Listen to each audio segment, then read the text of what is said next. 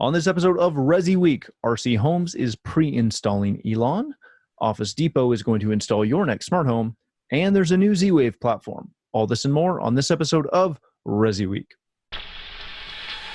The network for the AV industry. What are you listening to? This is AV. This is AVNation. This is AVNation. This is ResiWeek, episode 150, Operationally Secure. Support for AVNation is brought to you by Atlas IED, innovative audio solutions for every business environment. And by Daylight, the leading producer of high-quality projection screens worldwide. Welcome to ResiWeek. This is your weekly wrap-up of all the latest news and stories for the residential AV industry. I'm your host, Matty Scott, for AVNation.tv. And today I'm pleased to be joined by Jason Knott. He is an editor with CE Pro. How are you, sir? I'm doing great. Thanks for having me. Thank you so much for being here.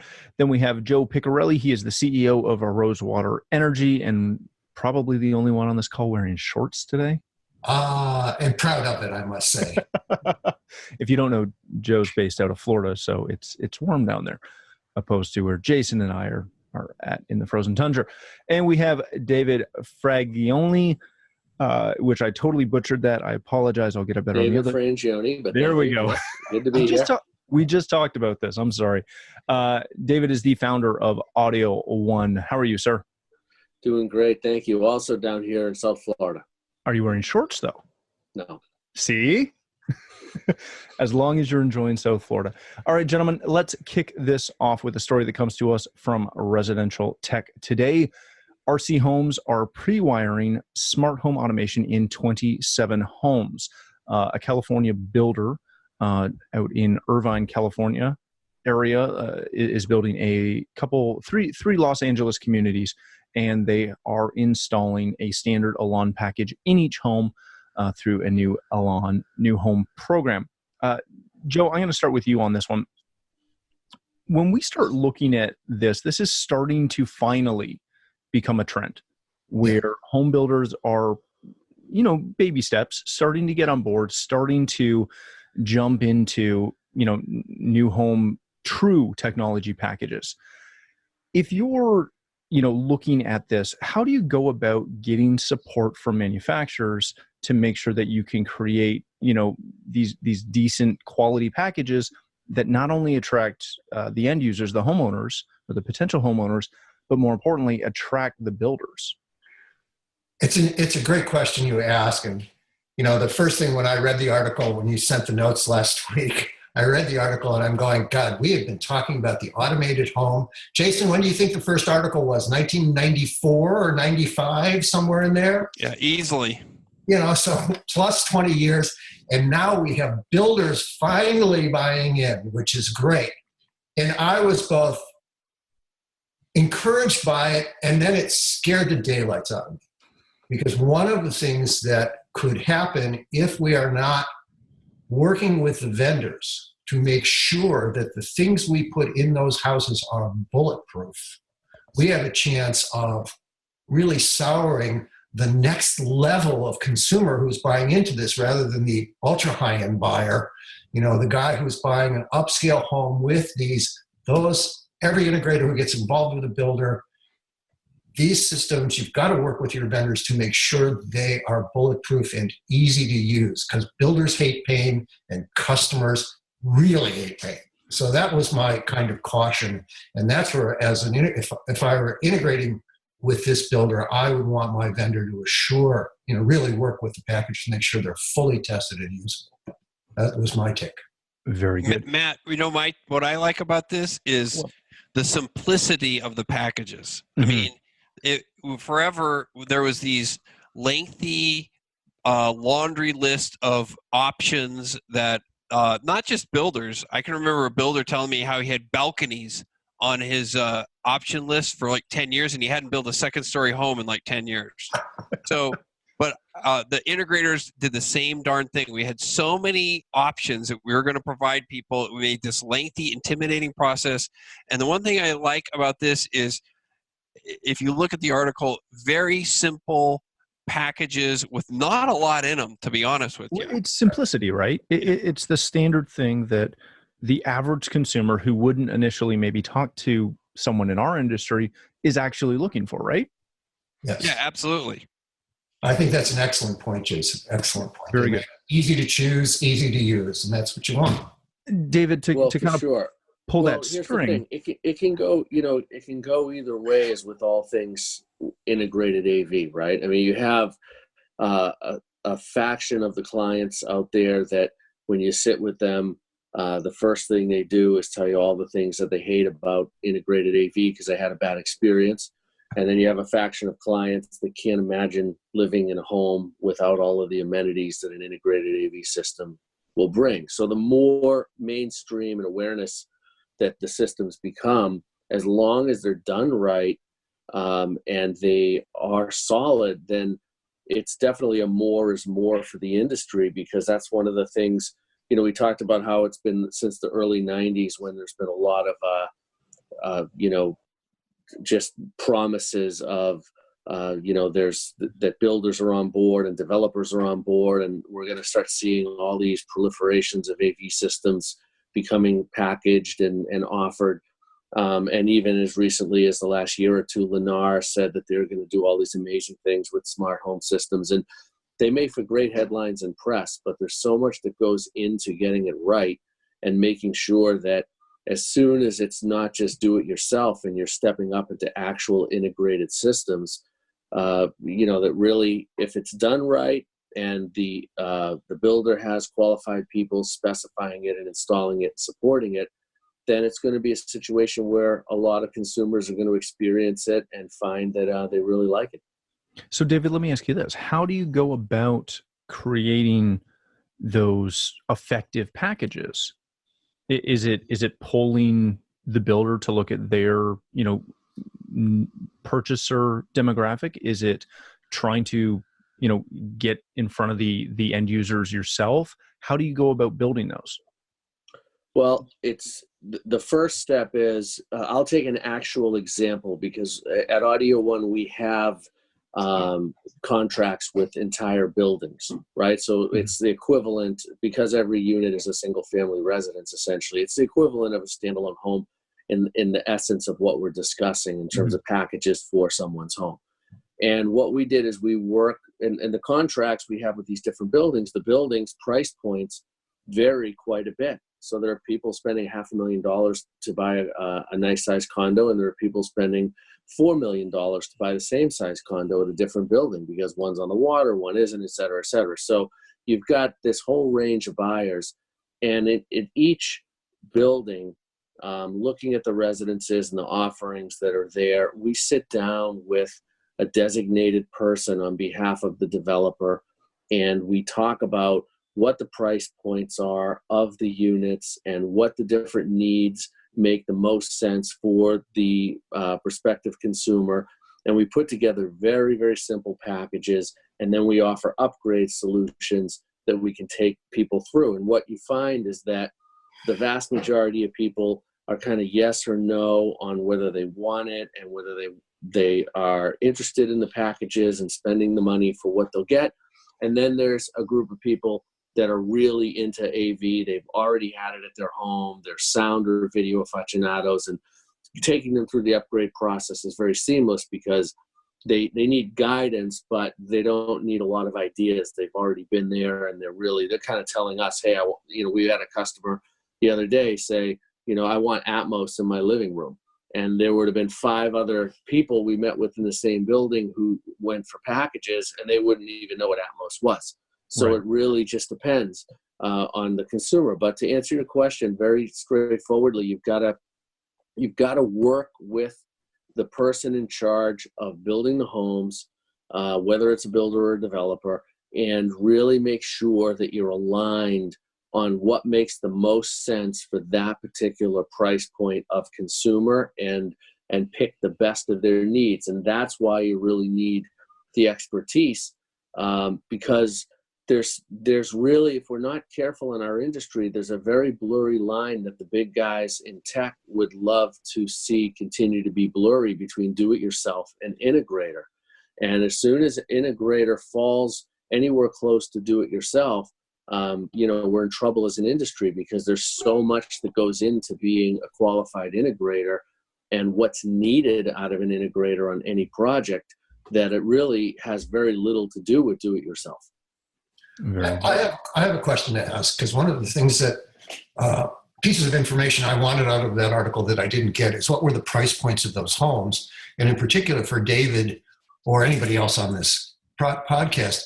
Is there a ratio? If you have a $500,000 home, is the ideal price point $20,000, $50,000? Is there any consistency?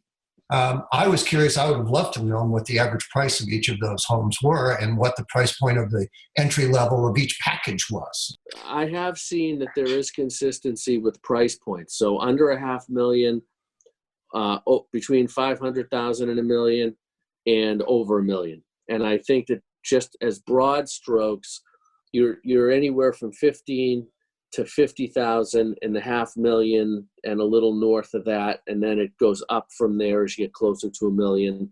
And again, it's all based on scope, and it's based on whether it's a condo or whether it's a standalone home. Because obviously, if you're doing things like irrigation and garage doors, there's nothing like that in the condo world. But in the standalone home world, you tend to have more cameras than you would in a condo, and it just varies how the money is spent. And that's why it's so important to really make sure that you're aligned with each project and as to what is needed, because we're in an industry that's so vast, and you can have so many different price points and offerings, and it can get so confusing so fast that you really have to focus in on exactly what's going to work for the end user. Very good. All right, gentlemen, let's move on to our next story of the day. This comes to us from CE Pro and the one and only Jason Knott. Do you know which one I'm talking about, Jason? Office Depot, if you have not heard, has launched a smart home installation service. Essentially, they're going to be offering and installing Google and Nest products and some other smart home devices out of their 1,400 retail locations and their website. They are now a Nest Service Pro provider, and as such are working through this. Jason, I want to start with you on this. One, I feel like we've seen this before. I feel like every kind of company that sells any sort of smart device has tried to get into the game of smart home installations and subsequently failed. Is this not like, I just don't understand how Office Depot thinks that they're going to succeed in this when literally no one else in the field other than Best Buy has managed to do this. Yeah. This, my kind of takeaway here is, you're right. A lot of those companies have tried. And a lot of them might have been trying too early. Let's just say that the market has progressed. And one of the things, if I can kind of put this in a big picture scope, we just finished the CE Pro State of the Industry that's going to be in our January issue. And what I'm clearly seeing is that the independent integrator is clearly migrating to fewer jobs at a higher end price point. Mm-hmm. And this is now the second year in a row we've seen the typical integrator median do fewer jobs than they did the year before at a much higher price point. This year was up a 17% higher price point. So it has to do with the lack of qualified labor and all the other issues that go into it. They can't find people. But what I think is happening is that I believe the market, there's going to be a clear demarcation between the higher end and this entry level part of the market is going to be left to other entities, whether that be Best Buy, whether that be Office Depot, whether that be Amazon referral service, whatever it is. I think that's kind of the bigger picture of where the smart home market is heading, that the independents are, and again, I'm not saying that some independents aren't going to try and compete in the volume world. They might. We see it in their security business that some of the independents try and compete with ADT and others. But I see that there's going to be I believe there's going to be a clear demarcation between the independent guys doing higher end, fewer jobs that require the real custom installation, professional installation, and this entry level is going to be left to other entities like that. Now, having said that, I applaud Google and Nest for bringing companies, whether these guys are being brought in kicking and screaming, I don't know, but there were companies at CEDIA Expo that were only exhibiting at that show because they were part of the Works with Nest program that Google had put together. So it's elevating the exposure for the market, bringing more brands into the market, but I do think that this is a kind of a broad snapshot of a higher end versus lower end happening in the space. Very good. David, I want to come to you on this. This is, not really kind of your bread and butter, I'm assuming, doing Nest cameras and things such as that. No. But what I want to ask you is, we've been, dare I say, sold the story for years that the smart home products will generate this customer flow that will gravitate upwards. Obviously not everyone, but a large number will start here and grow. And they'll get to that point where they're ready for Audio One and they're looking for that type of thing. When you see these kinds of stories, when you see, Best Buy trucks all over the place, is that something where you look at it and go, ooh, that client isn't mine today, but they might be mine in 5 years? Or have we given up on that dream? Well, I never give up on any dream, right? but the reality that I've experienced over now close to 30 years is that it generally I've seen Comcast go through it, and ADT and AT&T and a myriad of other huge corporations that it's really do-it-yourself technology done by somebody at a low cost in your house. It's really just kind of like advanced do-it-yourself. Mm-hmm. Instead of having your neighbor do it or your family member do it, there's a guy that's supposed to be trained and understand it and install it. So I think any solution that helps somebody at any price point, if it works and it delivers the value they expect, then I applaud it. As far as my business and how it affects our industry, I think that it's not really, it hasn't proven up until now to be a good thing. It hasn't done anything to help us. And in fact, I've seen it hurt in some ways, where you'll have a high-end client and it will actually just kind of distort their view of what smart home is. Mm-hmm. I have something to add here. I think the idea that the low end drives the high end is backwards. The high end has always been there, and the high end is what creates the mass market. Remember, every product, particularly in our industry, starts as a high end product. It wasn't that long ago, in 2000, we were selling 42-inch flat panel TVs with really bad pictures for about $15,000.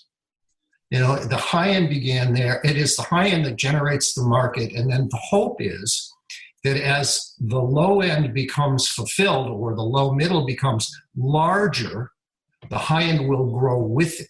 But it is because of the innovator and early adopter, the guys who spend the money, the guy that David spent his last 30 years catering to and creating markets for, that creates the low end. And if that ecosystem, if they drive the high end out of business, the entire ecosystem of the market fails. It disappears. And that's what vendors don't get sometimes, is keeping the high end guys in business is critical to the business. Yeah, I don't disagree. In general. All right, gentlemen, let's move on to our most likely last story of the day. This also comes to us from Residential Tech Today. New Z-Wave smart home platform is driving the new battery, or not the new battery IoT trend, but that massive device trend. If you are unaware, when Silicon Labs purchased Z-Wave about a year or so ago, this was something that we were all kind of expecting and looking forward to seeing. And in this case, it is the new Z-Wave 700 on the Wireless Gecko platform. Very, very quickly, it's going to allow a new class of smaller, more intelligent products at a lower cost and faster to market, which is all things that we love. David, I'm going to start with you on this one. When we look at Z-Wave, it has been that technology that has, if I can say, outlasted or grown maybe more effectively than some of the others because of its security and its interoperability between its devices. You know, it's not something where you can just buy the chip, throw it in, and hope it works and say, "Yay!" It's got to be tested. It's got a lot of security built into it. With this explosion of IoT devices, how does having obviously a new, faster, and better battery life and all that jazz, how does having this better chip create a better performance across the board, knowing that they can bring these products out to market faster using the rock solid Z-Wave platform? It's great. I mean, the fact is that the number one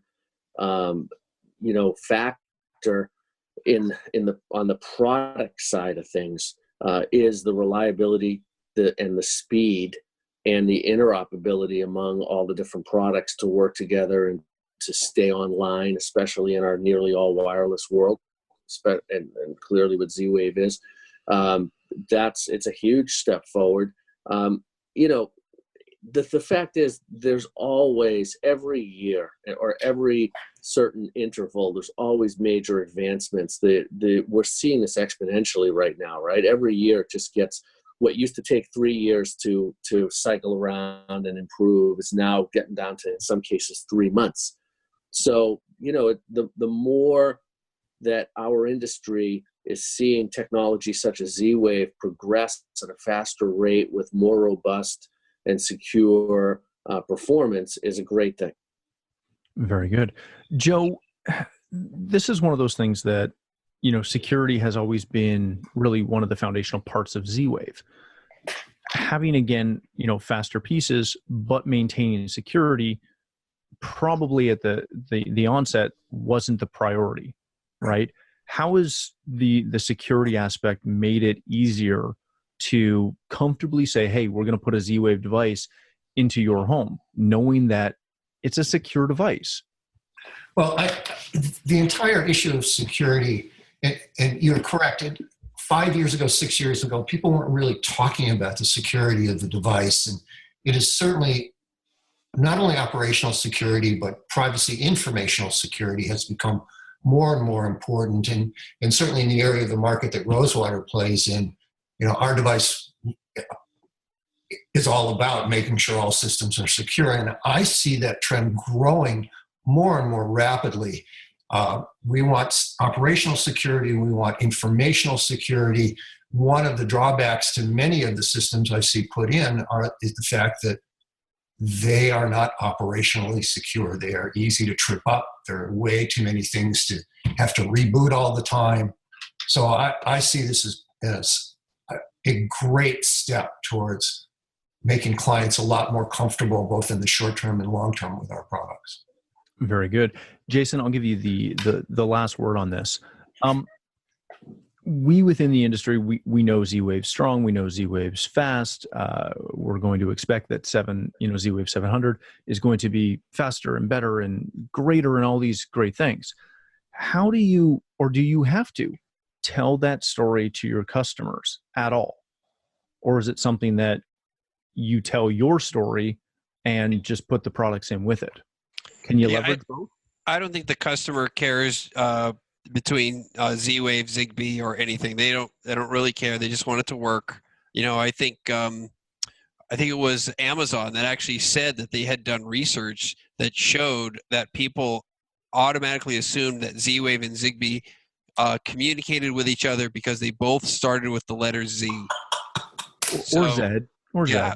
So, but I think this goes hand in hand with what we were talking about before, in that this just shows even more of this, I think, lower end IoT level device play is going to come to market. Now we're seeing, a chipset specifically designed for this, that's it's going to feed that entry level part of the market.